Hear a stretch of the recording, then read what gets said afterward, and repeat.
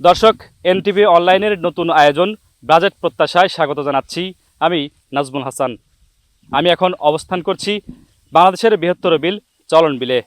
নাটোরের সিংড়া, গুরুদাসপুর ও বড়াইগ্রাম অঞ্চলের চলন বিল অংশে এখন শুরু হয়েছে ধান কাটা। আসছে 25-26 অর্থ বছরের বাজেট নিয়ে কি ভাবছেন চলন বিলের কৃষি শ্রমিকরা, সেটাই জানবো এবং আপনাদেরকে জানাবো।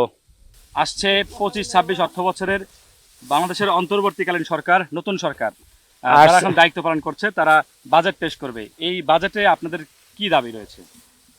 আমাদের দাবি রয়েছে, আমরা শ্রমিক, আমাদের ন্যায্য মূল্য পাই না।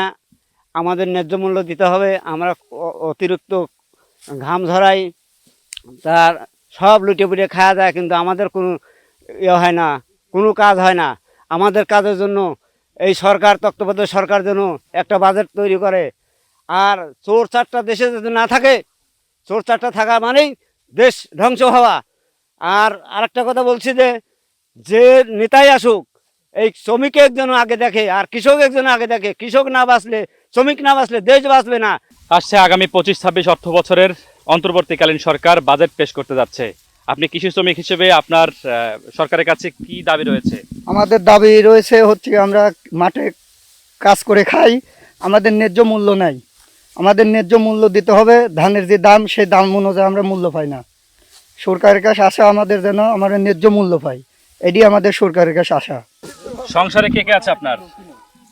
আমার আম্মা, আব্বা, আল্লাহ দুটি সওয়াল পাল দিছে। মানে কতজনের সঙ্গে, কত সদস্য? বর্তমানে 6টা পোষ্য।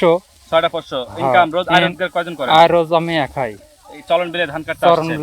আপনার গ্রামের বাসা শ্রীপুর দিয়ার পাড়া, মানে পার্শ্ববর্তী এলাকায়। হ্যাঁ। তো এই যে আসছে 25-26 অর্থ বছরের অন্তর্বর্তীকালীন সরকার, নতুন যে সরকার, সেই সরকার একটা বাজেট পেশ করবেন অল্প সময়।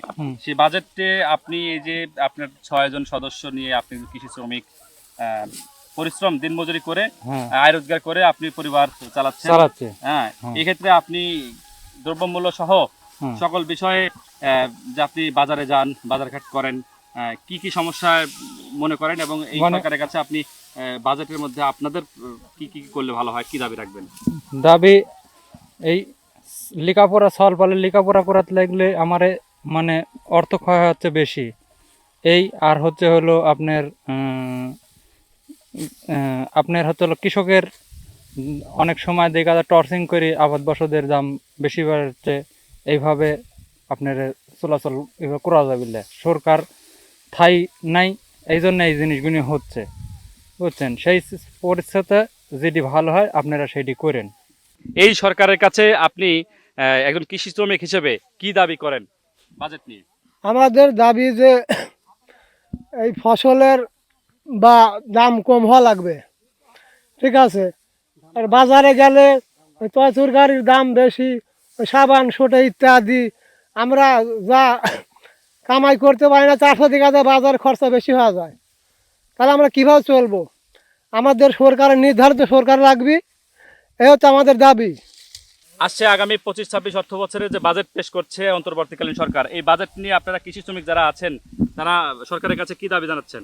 আমরা সরকারের কাছে একটাই দাবি, আমরা ন্যায্য মূল্য বেতন চাই। আর দাম, চালের দাম কমান লাগবে, তরকারির দাম কমান লাগবে। দর্শক, কথা বলছিলাম চলন বিলের কৃষি শ্রমিকদের সাথে। আসছে 25-26 অর্থ বছরে অন্তর্বর্তীকালীন সরকার বাজেট পেশ করবেন। আর এনটিভি অনলাইনের নতুন আয়োজন বাজেট প্রত্যাশায় আপনাদের সাথে যুক্ত ছিলাম আমি নাজমুল হাসান। নাটোরের সিংড়া, গুরুদাসপুর ও বড়াইগ্রাম অঞ্চলের যে চলন বিল অংশ রয়েছে, সেই চলন বিল অংশে এখন ধান কাটার মৌসুম চলছে। আগামী বাজেটে চলন বিলের কৃষি শ্রমিকরা তারা বাজেটে কি প্রত্যাশা করছেন, নতুন সরকারের কাছে কি চাচ্ছেন, তাদের দাবি দাওয়া নিয়ে আপনাদেরকে জানাচ্ছিলাম এবং আপনাদের সাথে যুক্ত ছিলাম। Nazmul Hasan, NTV online, Natore.